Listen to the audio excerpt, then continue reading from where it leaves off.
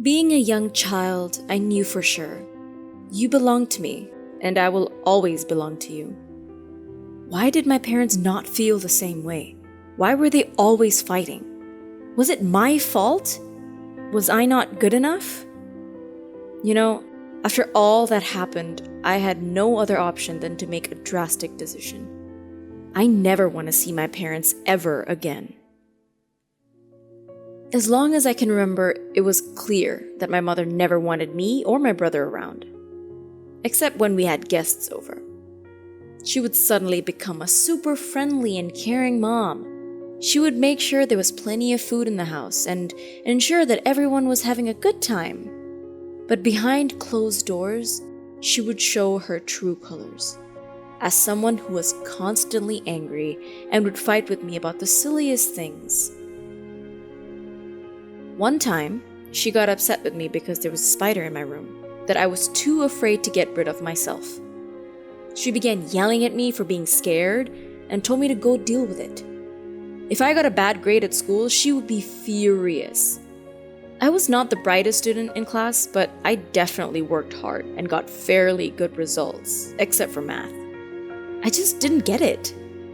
I remember one day getting a failing grade on my math test. I was so scared that my mom would be angry with me again, that I hid my paper at the playground on my way home. When I was 9, my parents decided to get a divorce. My brother and I had to stay with my mom, and every other weekend we'd stay with our dad. My mother needed to get a job as a cleaner because we needed the money to get by. She was always working or going out with her friends.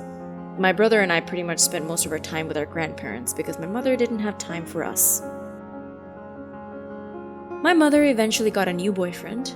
On the weekends, he would have his kids from his first marriage stay with us. And, of course, my mother would put on her perfect mother act.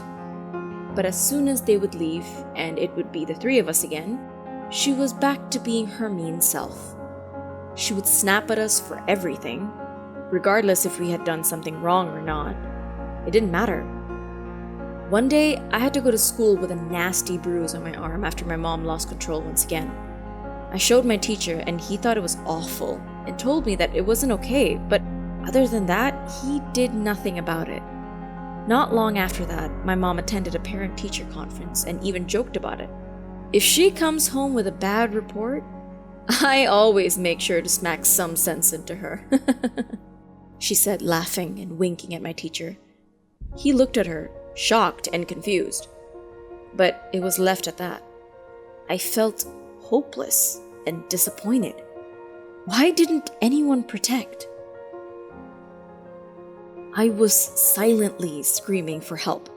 Not to get my mom in trouble, but to have someone explain to her that this is not the right way to go about raising your children. But no one ever said anything, and I was too scared to ask anyone for help. Even after their divorce, my parents continued to argue. Not about the well-being of their children, but about their own personal problems. My father filed a lawsuit against my mother because he no longer wanted to pay for child support.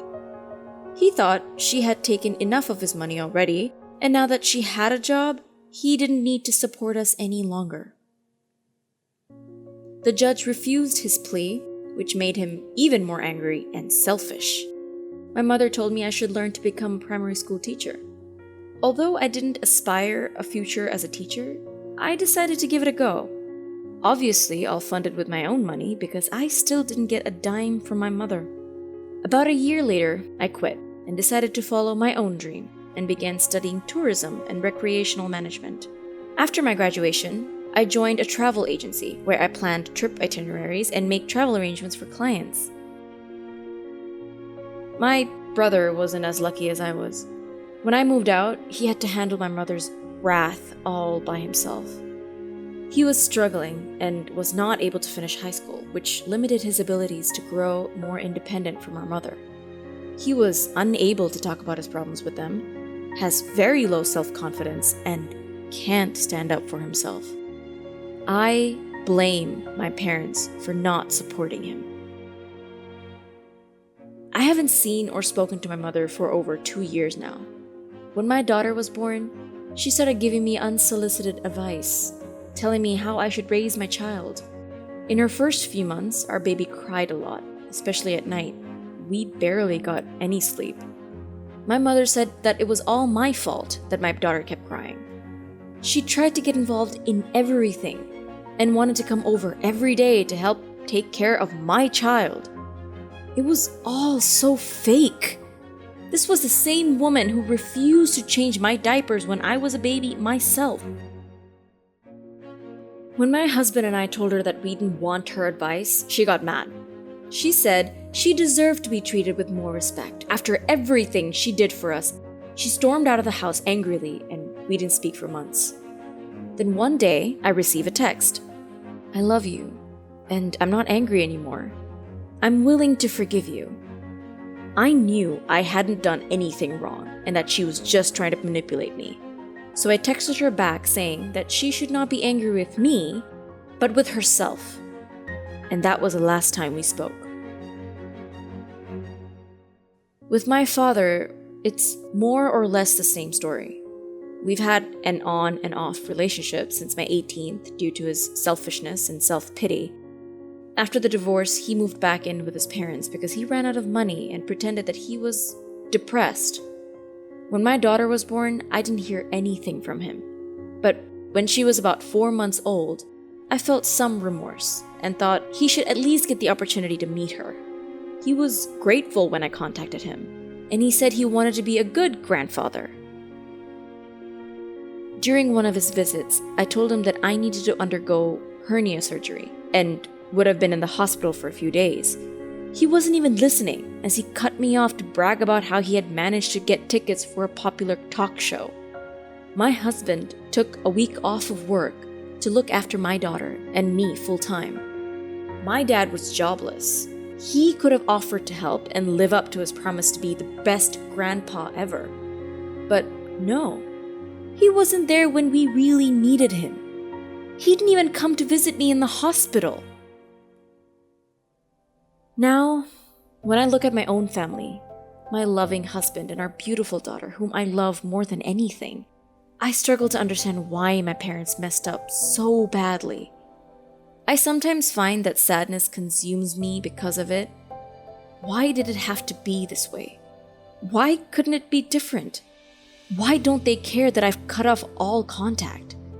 Sad, because my daughter doesn't have a grandpa and a grandma the same way the other kids in her class do. It's sad because of how my brother ended up. And it's sad because we'll always have a broken childhood. It's upsetting because the only thing I learned from my parents was what bad parents looks like. They are the worst parents ever. I am ashamed of them and no longer carry their name. My husband and I try our absolute best to ensure our child is as happy as she can be, to let her know that we will always be there for her. I want people to know that you can be a good mother, even if you've been exposed to the worst parenting yourself. I hope that my story gives people hope, that even if you've had a dark or difficult upbringing, you can always come out at the other end and become a better and more loving and happier person. You can break the cycle and become a caring parent because you know what you've missed and how important it is.